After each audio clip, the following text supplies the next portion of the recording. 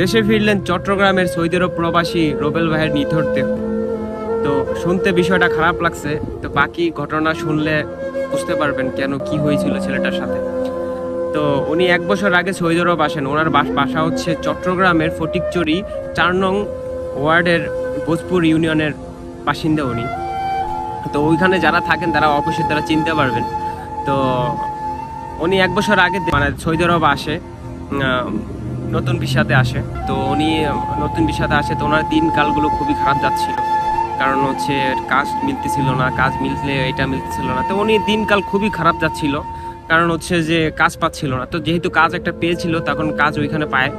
কাজ পাওয়ার পরে উনি হচ্ছে ওইখানে চাকরি করে।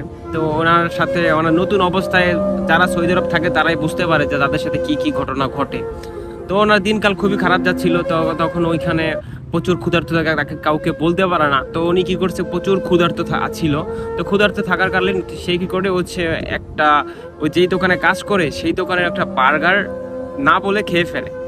তো সেই বিষয়টা ওরা ওই যেখানে হচ্ছে দোকানের মালিকগণ তারা হচ্ছে বিষয়টা ভালোভাবে নেয় নাই। তো ওনার সাথে শারীরিক নির্যাতন শুরু করে, মানে মানসিক শারীরিকভাবে নির্যাতন করে। তো নির্যাতনটা মাত্রাতে এতই ছিল যে তাকে হসপিটালে ভর্তি করতে হয়। মদিনার একটা হসপিটালে তাকে ভর্তি করানো হয়।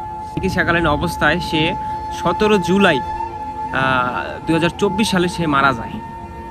তাকে দেশে আনার জন্য পরে তার বাবা মা যেখানে যেখানে যাওয়া লাগে, যেখানে যেখানে যত কাগজপাতি লাগে সব কিছু জোগাড় করে দেওয়ার পরে দীর্ঘ 1 বছর পর আইনি প্রক্রিয়ার মাধ্যমে তাকে গত একদিন আগে দেশে ফেরানো হয়। তো এটাই বলবো যে সৌদি আরবের হচ্ছে সৌদি আরব বলেন, যে কোনো দেশেই বলেন, প্রবাস জীবন যে কতটা কষ্ট, কতটা ভয়ঙ্কর, সেটা হচ্ছে যারা থাকে তারা ছাড়া কেউ বুঝবে। প্রবাস জীবন এতটা সহজ না ভাই।